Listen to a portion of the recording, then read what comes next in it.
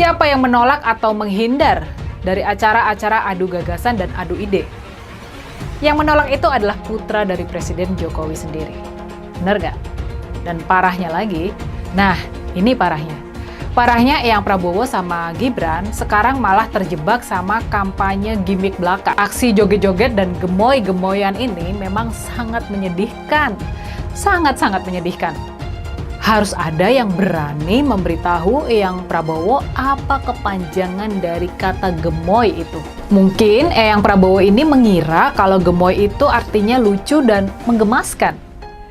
Eyang Prabowo mungkin memang belum tahu ya kalau banyak orang menganggap kata gemoy itu adalah singkatan. Singkatan dari gemuk dan loyo. Gemoy, gemuk, dan loyo.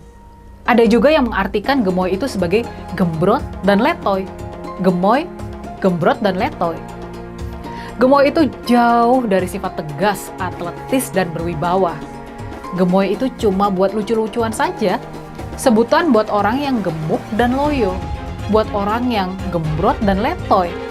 Kalau ternyata kekuatan Pak Jokowi di TNI, Polri, dan berbagai lembaga yang menurut Pak Jokowi hari ini menjadi sumber kekuatan Pak Jokowi, kalau ternyata sama Prabowo ketika dia dilantik menjadi presiden, lalu semua orang itu dibuntungi semua diganti dengan orang-orangnya, Pak Jokowi mau apa? Dan Gibran kemudian dilemahkan dengan berbagai caranya. Itu yang kemudian menjadi pertanyaan dari kami. Oke lah Pak Jokowi misalnya sadar bahwa berbagai cita-citanya belum terlaksana di negara ini sehingga perlu ada sustainability. Perlu ada continuity di berbagai tujuan-tujuan Pak Jokowi hari ini. Tapi kenapa harus Prabowo? Sekarang kalau misalnya Prabowo sudah dilantik, sekali lagi saya akan ungkit tentang ini. Kita berandai-andai saja. Kalau ternyata kemudian dalam 100 hari pertama kekuatan Pak Jokowi diputus, Pak Jokowi bisa apa? Kalau Pak Prabowo misalnya menjadi presiden, misal, meskipun saya tidak berharap dia menjadi presiden. Bayangkan kalau kemudian cita-cita dia yang dipendam sejak lama, kekecewaan politik dia yang dipendam sejak lama, lalu kemudian dikeluarkan ketika dia menjabat. Percayalah, yang menjadi korban pertama adalah Joko Widodo. Prabowo yang latar belakangnya militer malah kehilangan ketegasannya dengan joget-joget itu dan bangga banget disebut gemoy. Padahal menurut teman saya arti gemoy itu adalah gemuk letoy. Bu Mega malah jauh kelihatan lebih muda dari Prabowo meski usianya beliau itu jauh lebih tua. Pidato Bu Mega yang bicara di depan para relawan Ganjar Mahfud itu jelas-jelas membakar semangat orang-orang yang hadir di sana. Ketika Bu Megawati menemukan tanda-tanda bahwa Neo Orde Baru akan bangkit lagi, dia keluar dari kandang bantengnya dan mulai memimpin perlawanan. Tanda-tanda bangkitnya Orde Baru, rezim yang dulu dilawan oleh Bu Mega, mulai terlihat ketika pemerintahan yang sekarang memakai cara-cara yang sama dalam membungkam demokrasi. Tanda-tandanya itu mirip banget, seperti pengerahan alat negara, merusak Mahkamah Konstitusi, dan menggunakan hukum sebagai alat untuk menyandera banyak tokoh politik dan banyak pejabat. Bangkitnya Orde Baru itu sangat berbahaya. Orde Baru itu punya prinsip pembungkaman demokrasi, karena demokrasi itu menghalangi absolute power. Dan absolute power itu bisa merusak banyak segi pemerintahan dan negara, seperti merusak hukum, mega korupsi, dan nepotisme yang berdasarkan keluarga dan kroni-kroninya. Jadi saya mengikuti arahan Bu Megawati, meski saya itu bukan kader PD Perjuangan. Karena baru di Pilpres sekarang ini, situasi bahaya ini jauh di atas masalah siapa calon presidennya. Tetapi fokus pada terancamnya demokrasi kita. Andaikan tidak ada Ganjar dan Mahfud, saya pilih Prabowo. Tapi kalau ada Ganjar dan Mahfud, masa saya harus cari yang lain? Paket komplit. Ini saya bukan karena saya benci dengan Prabowo atau Gibran. Gunakanlah akal yang jujur, yang sehat. Masa yang begini masih mau ditolak? Tapi kalau begini, saya bingung. Saya ini Jokower. Jujur saya ini bingung di hari. Kenapa negeri jadi begini? Jangan maaf loh. karena ini Gibran anak presiden, terus kita anggap Gibran ini Jokowi. Ya jauh dong. Ilmu tuh nggak bisa diwariskan. Ini kalau terjadi sesuatu pilpres nanti, apa nggak saya khawatir? Ini pilpres yang terburuk mungkin. Kenapa? Ada bau-bau melanggar konstitusi. Saya nggak ingin selama hidup saya itu saya berpihak kepada yang tidak benar. Saya lebih senang bersama orang yang kalah. Semoga Anda semua tolong gunakan pikiran Anda dalam memilih pemimpin. Kalau saya melihat secara jujur saya harus menggunakan akal sehat. Bukan karena saya kebencian dengan Prabowo atau Pak Gibran atau yang lain. Ini demi negara, saya harus katakan. Tidak ada alasan saya untuk menolak Pak Mahfud dan Pak Ganjar memimpin negeri ini. Kalau itu di situ ada 3 calon. Kalau saya hari ini melawan Pak Jokowi karena Pak Jokowi berusaha mengubah konstitusi lewat Mahkamah Konstitusi, itu adalah bagian dari upaya pembuntungan demokrasi. Sementara Pancasila hari ini seolah-olah hanya tinggal slogannya saja. Karena Pak Jokowi memaksakan anaknya untuk menjadi cawapres di saat dia sedang menjadi presiden yang existing di dalam dunia demokrasi. Nah, ini yang kemudian akhirnya semua aparatur negara dipakai oleh Pak Jokowi untuk mengglorifikasi dan mengamplifikasi anaknya. Ini yang kemudian kita lawan hari ini. Di Indonesia hari ini, demokrasi telah dikhianati. Presiden kita berusaha memaksakan anaknya menjadi cawapres. Jadilah kemudian negara ini negara yang berbasis demokrasi tapi dibajak serasa monarki. Ini yang membuat kami kemudian merasa sakit hati kepada kelompok-kelompok yang hari ini berusaha mengerdilkan demokrasi. Untuk milih calon presiden itu selalu ingat omongannya Jokowi. Berdasarkan arahan dari Jokowi lah, Prabowo dan Anies itu nggak pantas jadi pemimpin tertinggi di Indonesia. Ganjar nggak takut dengan kaum radikal dan berani ngelawan gerombolan intoleran yang terbukti nggak suka dengan Pancasila. Langsung dipecat. Nggak pakai ntar saya lihat dulu ya, ntar saya cek dulu ya gitu.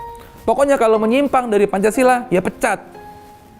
Yang intinya di saat capres lain cuma bisa nawarin janji surga, Ganjar udah ngasih hasil kerjanya di Jawa Tengah dengan anggaran terbatas. Tapi bisa jadi itu barang. Berarti dia tahu cara mengelola keuangan dengan baik.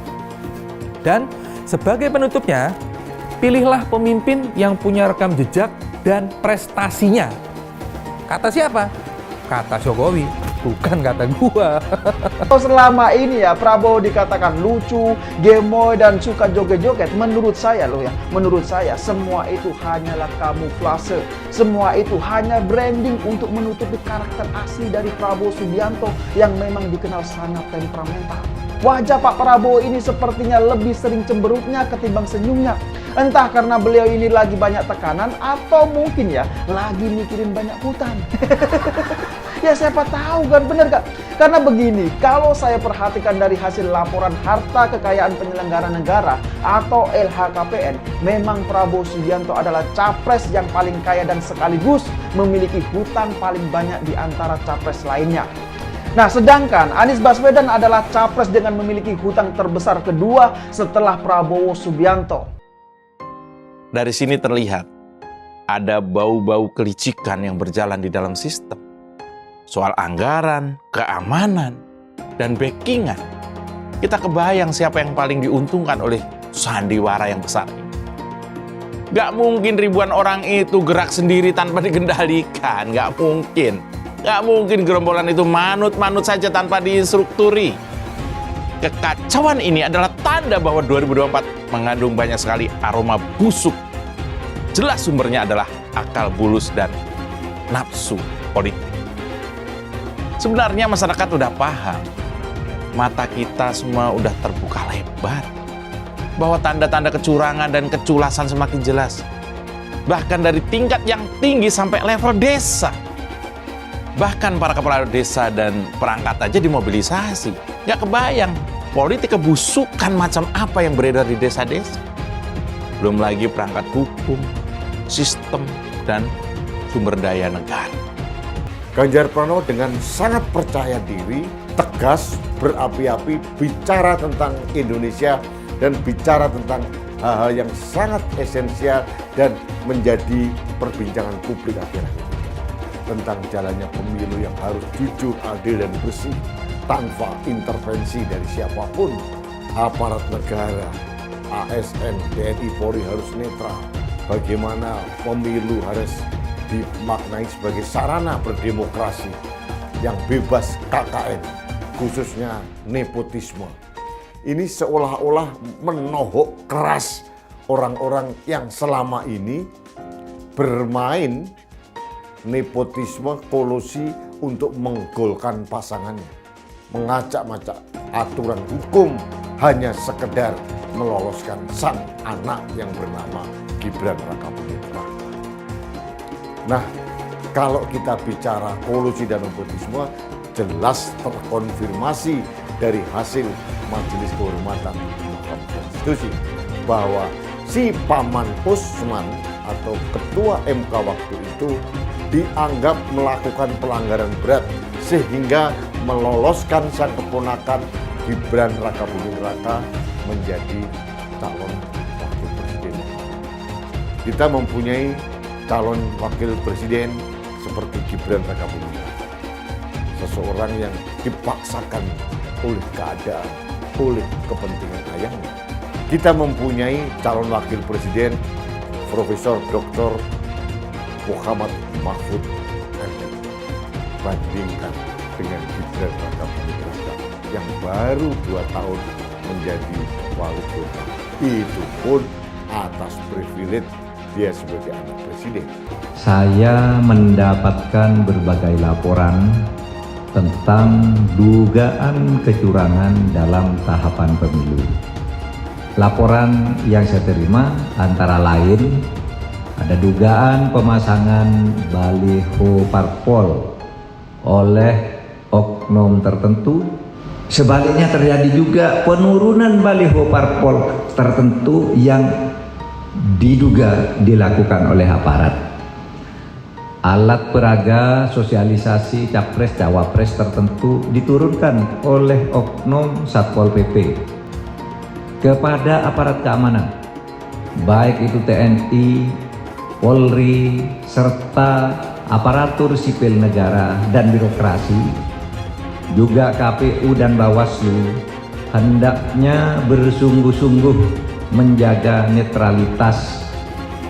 Sebagaimana pula Presiden sudah berulang kali mengatakan, menegaskan sikapnya bahwa pemilu akan berlangsung netral.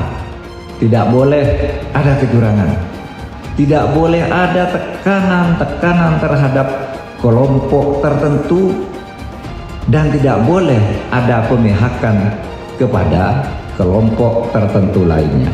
Sesuatu yang diperoleh secara tidak baik tidak akan memberi berkah dan kebaikan. Nah, yang pasti kalau buat saya dibandingkan misalnya Pak Gibran jadi maju gitu, Mas Gibran gitu ya. Ya saya pilih Ganjar sama Mahfud lah, karena lebih teruji kan. Anda jadi wali kota baru 2 tahun 3 tahun kan belum teruji juga. Ini urus negara loh, mau jadi presiden loh. Kalau Anda belum lengkap, belum pernah di legislatif, belum nasional ya maksudnya DPR. Kan DPR kan boleh ngerti nih pemerintahan seperti apa. Anda belum pernah di eksekutif yang tingkat provinsi, Anda nggak ngerti jadi presiden nanti. Ini bukan soal belajar-belajar coba-coba loh. Ini negara dipertaruhkan untuk 2045. Kita kan mau mencapai 100 tahun ini mau jadi apa? Kalau coba-coba, ini negara sebentar lagi 300 juta penduduk kita. Mana boleh kita kasih orang coba-coba. Saya tidak meremehkan anak muda ya. Anak muda bisa lebih kreatif gitu ya. Tapi bicara tata negara, harus mengerti konstitusi. Anda bukan hanya untuk berani untuk maju. Kalau cuma berani maju, banyak bisa kita pilih orang berani maju. Tapi yang lengkap dengan track record ini kan butuh waktu pembuktian. Saya pasti pilih Pak Ganjar, Pak Mahfud yang lebih pengalaman. Saya tidak mau anak cucu saya harus nunggu sekian tahun lagi. Pengalaman Jakarta gitu kan, nunggu lagi mundur. Males sudah. Jadi kita nggak usah coba-coba deh. Udah jangan dengerin janji-janji manis orang. Buktikan aja selama ini bagaimana. Anies Baswedan adalah yang terbaik dan paling baik-baik sebagai calon pemimpin di negeri ini. Alam semesta memberikan dukungannya kepada kita. Hingga betapa besarnya dan betapa beratnya rintangan itu, insya Allah kita akan mampu melewati itu, saudara semuanya. Kita akan mampu melewati itu, dan insya Allah kita akan membawa kemenangan kepada pasangan kita ini. Pasangan kita, amin. Pasangan kita, amin. Insya Allah. Harus dicek betul, pernah nggak calon pemimpin kita, calon presiden kita ini memecah belah umat. Kalau punya jejak pernah memecah belah umat, jangan dipilih. Kita lihat apakah pemimpin kita, calon pemimpin kita ini ya pernah menggunakan agama sebagai alat untuk memenangkan kepentingannya atau tidak. Kalau agama diperalat untuk merebut kekuasaan, jangan dipilih. Sekali lagi, kalau ada calon pemimpin yang punya rekam jejak memperalat agama untuk kepentingan politiknya, jangan dipilih. Maka kalian pendukung saya, haram hukumnya membawa isu sara. Haram hukum.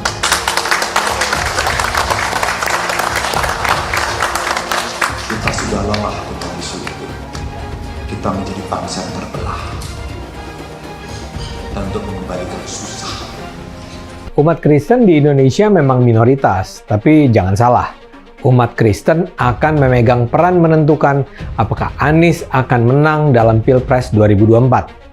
Kalau secara perlahan semakin banyak orang Kristen yang berpaling ke Anies, yang akan menang nantinya sangat mungkin Anies. Suara pemilih Kristen di Indonesia adalah sekitar 10% lah. Kalau ekstrimnya semua warga Kristen memilih Ganjar, artinya Ganjar akan mendapat tambahan 10% suara dan Ganjar akan menang. Nah, itulah saya katakan kekompakan suara pemilih Kristen akan menentukan. Begitu suara pemilih Kristen terbelah secara timpang, Anies akan bisa mengalahkan Ganjar. Anies tahu jagoannya itu hanya akan menang kalau bisa memecah suara pemilih Kristen. Sekarang semua bergantung pada umat Kristen. Kekompakan pemilih Kristen akan menentukan apakah pada akhirnya Indonesia akan dipimpin Anies atau Ganjar. Elektabilitasnya Anies merosot ya seiring mulai terkuaknya kontroversi dari kepemimpinan Anies di Jakarta. Gen Z juga tahu kalau Anies adalah sosok yang didukung kelompok intoleran yang membuat Pilgub DKI 2017 menjadi sangat kotor. Politik identitas yang mengarah ke perpecahan seperti yang dikeluarkan pendukungnya Anies, yaitu Kadrun bin Kamret. Kafir lah, laknat lah, PKI lah, ya cuma itu doang kemampuannya. Itulah pendukung Anies. Jangan pernah takut melawan Kadrun yang cuma pengen Indonesia hancur. Siap kawal kasus Ahok, siap penjarakan Ahok. Takbir, takbir, takbir. Siap kawal kasus Ahok. Siap. Siap kawal kasus Ahok. Siap. Betul. Betul. Tangkap, tangkap, tangkap si Ahok. Tangkap si Ahok sekarang juga. Tangkap, tangkap, tangkap si Ahok. Tangkap si Ahok sekarang juga. Takbir. Allahu Akbar. Takbir. Allahu Akbar. Tangkap, tangkap, tangkap si Ahok. Tangkap si Ahok sekarang juga. Tangkap, tangkap. Tangkap si Ahok sekarang juga. Lagi. Penjajahan di depan mata itu di Jakarta. Kita semua pribumi ditindas dan dikalahkan. Kini telah merdeka. Kini saatnya kita menjadi tuan rumah di negeri sendiri. Anies, ibunya Arab, bapaknya Arab, kakeknya Arab. Mas Anies nikah dengan keturunan Arab. Menantu Mas Anies, anak Mas Anies nikahnya dengan Arab lagi. Jadi Mas Anies kalau merepresentasikan Indonesia agak kurang ke-Indonesiaannya. Mungkin 3% Indonesia aja yang bisa direpresentasikan oleh Mas Anies. Nasdem mengingatkan rakyat bahwa Anies kurang mewakili Indonesia karena dia Arab. Apakah ini rasis? Menurut saya tidak. Menurut saya justru ini nasionalis. Seperti di Pilkada DKI dulu, mereka juga ketol ingatkan warga DKI bahwa Ahok itu Cina. Lihat, Cinanya Ahok selalu dibawa-bawa. Bahkan sampai terang-terangan ajak Ganyang bantai Cina. Jadi sah-sah aja kalau Hasan Nasbi bilang Anies itu kurang mewakili Indonesia karena dia Arab. Lah mereka juga dulu begitu. Kalau Cina dianggap bukan pribumi, sementara Arab dianggap pribumi, itu baru namanya rasis. Rasis biadab itu. Kalau Cina bukan pribumi, Arab juga bukan. Hasan Nasbi cuma mengingatkan, pilih presiden yang pribumi saja. Saya bilang, Nis, ente nggak bisa jadi presiden. Kenapa? Karena presiden adalah orang Indonesia asli, saya bilang. DKI yang kita harapkan, Anies Baswedan yang begitu jelas Islamnya. 4 tahun 8 bulan jadi gubernur. Mana peraturan pergub saja yang melarang migrasi? Mana perda Islam apalagi? Yang akhirnya tidak berani juga menegakkan hukum Islam. Banjir tetap banjir, macet tetap macet, kriminalitas Jakarta. Anda tahu, 2 menit sekali terjadi pencurian. Sekarang orang sedang euforia, dia mau dicapreskan. Bagaimana umat terjebak lagi, bodoh lagi, masuk lagi. Kalau misalnya memang Anies itu mau maju dan dia tekad mau menegakkan hukum Islam dan menyatakan perlawanan, saya peduli. Tapi dia tidak lakukan itu. Tahu nggak, sumur resapan yang ngabisin anggaran beratus miliar itu meresap air agar masuk ke dalam bumi sesuai dengan sunatullah. Tetapi ternyata sumur ini tidak meresap air, malah airnya itu menggenang di sumur-sumur itu. Sumur resapan itu sekarang harus disiapin pompa untuk menguras air di sumur resapan. Kalaupun dia harus makan babi sepanjang jadi presiden, mungkin akan dilakukan. Jangan sampai Indonesia jatuh ke tangan pembohong. Jangan sampai Indonesia jatuh ke tangan Anies Baswedan. Jangan hanya konsentrasi pada pembangunan benda-benda mati yang indah difoto dan bisa ditunjukkan dalam 5 tahun hasilnya. Kalau kita mau menilai sebuah janji, maka lihat janjinya, lalu lihat kenyataannya. Dulu janjinya apa ya? Dan ini aneh, betul-betul aneh. Ini bukan kampanye, tapi saya sampaikan sini. Di satu sisi menyiapkan jalur-jalur air untuk dikirim ke laut, di sisi lain di lautnya dipasang dengan pulau reklamasi, tinggal tunggu waktu jadi rob, air balik. Dan ini melawan sunatullah. Kenapa? Air itu turun dari langit ke bumi, bukan ke laut. Harusnya dimasukkan ke dalam bumi, masukkan tanah. Di seluruh dunia air jatuh itu dimasukkan ke tanah, bukan dialirkan pakai gorong-gorong raksasa ke laut. Jakarta telah mengambil keputusan yang fatal. Bukan banjir, itu memang parkir air. Bukan banjir, itu memang parkir air. Masyarakat berkeliling dengan membawa toa untuk memberitahu semuanya, termasuk sirine. DKI Bond 82 miliar. Apa alat transportasi yang dimiliki oleh hampir setiap orang? Alat transportasi yang dimiliki semua orang adalah kaki. Saya mensyukuri kenapa kalah, kenapa ditahan. Saya bersyukur atas itu semua. Saya coba bayangkan ya, kalau seandainya waktu itu kita menang gitu ya, hari ini belum tentu kita bisa nikmati seperti ini. Kita bersyukur 5 tahun Tuhan izinkan kasih ke orang yang pintar ngomong untuk kerja. Coba kalau kita bayangkan gitu ya, kalau kemarin saya masih jadi gubernur, ini saya udah turun ini. Tapi yang pintar ngomong itu dikira orang hebat kan? Ini lebih berbahaya tahun 2024, langsung ketahuan karakternya. Langsung ketahuan itu. Di saya juga ada kutipan Pak di kamar saya Pak. Tulisannya, Jakarta telah mengambil keputusan yang fatal. Gus Dur itu buta mata juga buta hati. Pancasila Soekarno, ketuhanan ada di pantat. Anak Tuhan dari mana? Kalau Yesus anak Tuhan, bidangnya siapa? Besok di seluruh wilayah Indonesia kami katakan dan Iblis hanya menggoda orang yang beriman. Makanya jarang-jarang orang kafir kerasukan setan. Yang kerasukan setan itu orang baik-baik. Jarang, saya belum pernah nengok Cina kerasukan setan. Pernah tak Ahok itu kerasukan setan? Enggak, setannya juga. Karena sesama setan dilarang saling menggoda. Karena di salib itu ada jin kafir. Karena di salib itu ada jin kafir. Karena di salib itu ada jin kafir. Haleluya.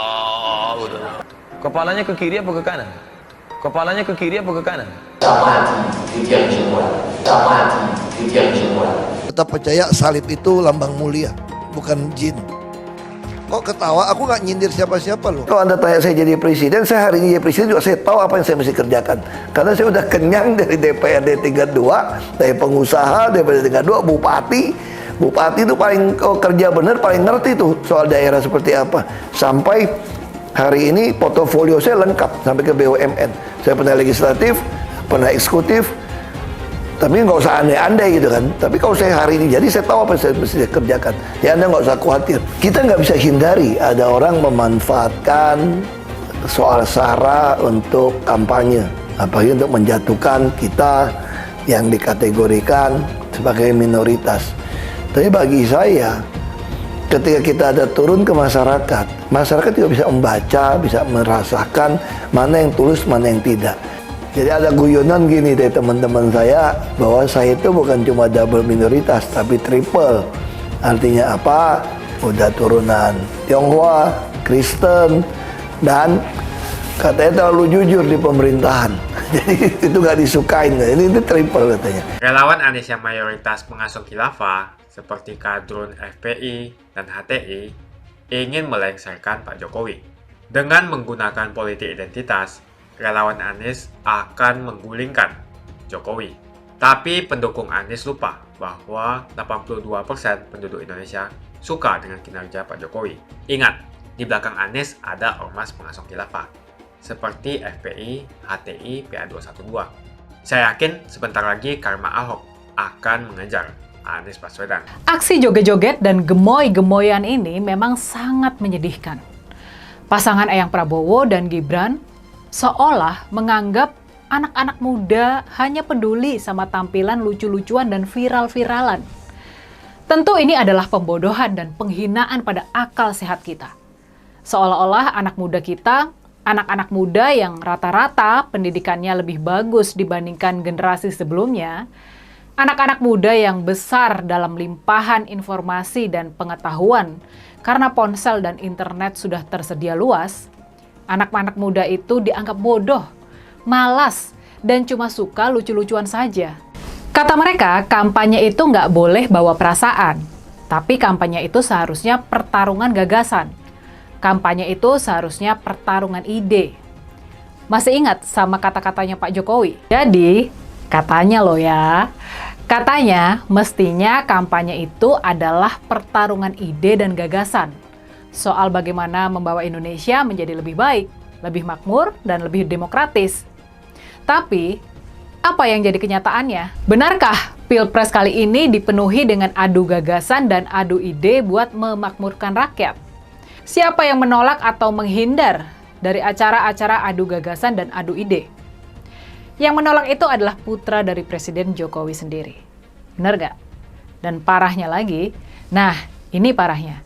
Parahnya Eyang Prabowo sama Gibran sekarang malah terjebak sama kampanye gimmick belaka. Kampanye gimmick yang menganggap Gen Z bodoh dan cuma suka joget-joget saja. Seolah-olah mereka ini nggak punya pemikiran dan aspirasi. Mungkin mereka menganggap Gen Z cukup dicekoki sama aksi joget-joget dan gemoy-gemoyan. Masa sih? Masa sih generasi muda dianggap semales dan sebodoh itu? Mas Ganjar dan Pak Anies terbukti banyak melempar gagasan dan ide buat bangsa ini.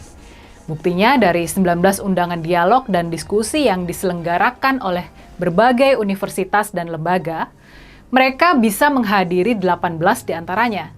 Masing-masing cuma absen sekali. Sementara itu, pasangan Giant dan Suneo, maaf, salah, bukan itu maksudnya. Maksudnya pasangan Eyang Prabowo sama Gibran, nah mereka ini malah tercatat sudah 11 kali absen dari 19 kali acara tersebut. Jadi, mau dibilang gimana? Apa yang ditawarkan oleh Eyang Prabowo dan Gibran selain makan siang gratis di sekolah? Apa beres persoalan anak-anak muda kita yang susah mencari kerja cuma dengan joget-jogetan belaka? Apa beres persoalan anak-anak muda kita yang susah buat mendapatkan kredit rumah cuma dengan dijogetin aja? Apa beres persoalan ibu-ibu kita soal harga sembako yang terus naik cuma dengan dijogetin aja? Apa mungkin kita memberantas kemiskinan, menghajar korupsi dan nepotisme cuma dengan dijogetin aja? Tim dari Eyang Prabowo dan Gibran luput memotret anak muda kita. Mereka luput memotret anak muda kita yang sesungguhnya pintar-pintar, lebih mandiri, lebih kritis, berselera humor gelap, sarkas, dan juga pemberontak. Tim dari Eyang Prabowo dan Gibran sudah meremehkan anak-anak muda kita cuma demi viral-viralan, dan itu pun tampaknya memang cuma dibuat-buat saja. Memang apa yang diviralkan Eyang Prabowo dan Gibran sekarang ini kampanye gimmick belaka. Apakah itu yang diharapkan sama Pak Jokowi? Lalu di mana pertarungan gagasannya buat Indonesia? Di mana pertarungan ide, visi, misi, dan program buat Indonesia? Harus ada yang berani memberitahu Eyang Prabowo apa kepanjangan dari kata gemoy itu. Mungkin Eyang Prabowo ini mengira kalau gemoy itu artinya lucu dan menggemaskan. Tapi apakah Eyang Prabowo tahu kenapa kebanyakan adalah orang gemuk yang disebut gemoy? Aksi joget-joget dan gemoy-gemoyan ini memang sangat menyedihkan. Sangat-sangat menyedihkan. Dan lagi pula, apakah Eyang Prabowo paham apa kepanjangan dari kata gemoy yang dia bangga-banggakan itu? Kalau Eyang Prabowo paham ya, apakah dia masih senang disebut dengan gemoy? Sepertinya harus ada yang membisiki Eyang Prabowo soal kenyataan itu. Ya, mudah-mudahan sesudah Eyang Prabowo paham sama apa itu kepanjangan dari gemoy, Eyang bisa tersadarkan kalau panggilan ini sebetulnya menghina dia. Pak Prabowo yang gagah dan tegas, sekarang malah direduksi jadi gemuk dan loyo, jadi gembrot dan letoy. Ya, seharusnya kita jangan begitulah. Setuju? Eyang Prabowo mungkin memang belum tahu ya kalau banyak orang menganggap kata gemoy itu adalah singkatan. Singkatan dari gemuk dan loyo. Gemoy, gemuk, dan loyo. Ada juga yang mengartikan gemoy itu sebagai gembrot dan letoy. Gemoy, gembrot, dan letoy. Gemoy itu jauh dari sifat tegas, atletis, dan berwibawa. Gemoy itu cuma buat lucu-lucuan saja. Sebutan buat orang yang gemuk dan loyo. Buat orang yang gembrot dan letoy. Jadi gimana kalau kita balik lagi nih ke saran Pak Jokowi tadi? Kita balik lagi bagaimana sebaiknya kampanye ini berjalan. Kita balik lagi ke pertarungan gagasan dan pertarungan ide. Gimana? Setuju? Gibran setuju buat lebih sering datang ke acara-acara dialog dan diskusi yang bisa membedah pemikiran-pemikiran dia. Semakin dekat Pilpres, relawan Anies semakin beringas dan Anies semakin galau. Dengan menggunakan politik identitas, relawan Anies akan menggulingkan Jokowi. Relawan Anies yang mayoritas pengasuh khilafah seperti kadrun FPI dan HTI ingin melengsarkan Pak Jokowi. Tapi pendukung Anies lupa bahwa 82% penduduk Indonesia suka dengan kinerja Pak Jokowi. Saya pikir kalau terjadi baku hantam, maka ada 82% yang akan menghajar kadrun pengasuh khilafah itu. Kalau melihat perkembangan koalisi politik, yang paling agresif memperluas basis kerjasama yang sudah konkret adalah koalisi Ganjar. Sejak Ganjar diumumkan oleh PDIP, sudah resmi koalisi Ganjar ini didukung oleh 3 partai, yaitu P3, Hanura, dan juga Perindo. Nasdem pun semakin pusing melihat Anies, karena elektabilitas Anies semakin jatuh. Dan banyak kader-kader Nasdem terjerat kasus korupsi, seperti belakangan kasus korupsi BTS. Kasus korupsi 8 triliun yang dilakukan oleh kader terbaik Nasdem yaitu Johnny G. Plate, ini sangat menghantam Partai Nasdem, Menteri dari Kementerian Pertanian, di mana ini juga adalah dari Partai Nasdem. Apalagi belakangan ada 120.000 kader dari Partai Nasdem pindah ke Partai Perindo. Semenjak Nasdem mengusung Anies, banyak sekali petaka yang diterima oleh Nasdem. Apakah ini merupakan karma dari Ahok? Silahkan komentar di kolom komentar. Yang jelas saya tidak akan memilih Anies, karena Anies bukan pribumi yang jelas. Dan Anies juga merupakan antitesis daripada Jokowi. Antitesis artinya bertolak belakangan dengan semua kebijakan Jokowi. Anies sudah terang-terangan menyebutkan dia tidak akan melanjutkan kinerja dari Pak Jokowi. Tidak ada infrastruktur yang akan dibangun jika Anies memimpin Indonesia 5 tahun ke depan. Lagi pula, Anies juga didukung oleh khilafah dan pendukung Anies dari ormas seperti FPI dan juga HTI. Apa kita mau FPI dan HTI kembali di Indonesia jika Anies memimpin? Anies adalah bapak politik identitas yang menghalalkan segala cara untuk menggapai kekuasaan, termasuk menggunakan politik identitas berbasis agama. Kita lihat di kasus Ahok. Kita sudah bisa melihat kinerja Anies selama 5 tahun di Jakarta, dan ini merupakan rekam jejak Anies Baswedan. Tidak ada satupun janji yang dipenuhi, dan tidak ada kinerja yang bisa dibanggakan. Dari DP 0%, OKOC, kelebihan bayar, Formula E, banjir, sumur resapan, jalan rusak, dan gonta-ganti nama jalan. Jadi saya rasa tagline perubahan yang diusung Anies adalah tagline merubah kata korupsi menjadi kelebihan bayar, supaya semua koruptor tidak dijerat oleh pasal korupsi. Karena mereka semua hanya melakukan kelebihan bayar. Jadi perkataan Ahok sudah terbukti dan Jakarta sudah menjadi korban. Jangan biarkan Indonesia menjadi korban kibulan Anies Baswedan. Suara minoritas jangan lagi merasa takut untuk memilih pemimpin yang membela hak minoritas. Karena Anies jelas hanya memanfaatkan suara minoritas untuk mendapatkan suara. Ingat, di belakang Anies ada ormas pengasuh khilafah, seperti FPI, HTI, PA212. Saya yakin sebentar lagi karma Ahok akan mengejar Anies Baswedan. Begitu saja opini saya hari ini. Tuliskan opini kalian tentang Anies Baswedan di kolom komentar. Dan juga tuliskan pendapat kalian tentang people power oleh relawan Anies untuk melengsarkan Pak Jokowi. Tuliskan pendapat kalian. Jika kalian siap untuk melawan people power yang digaungkan oleh relawan Anies, ayo tuliskan lawan people power di kolom komentar. Pastikan Anda semua like video ini dan bagikan video ini ke teman dan family Anda supaya mereka semua mengetahui tentang informasi ini. Tekan tombol subscribe dan bunyikan lonceng notifikasi supaya kamu tidak ketinggalan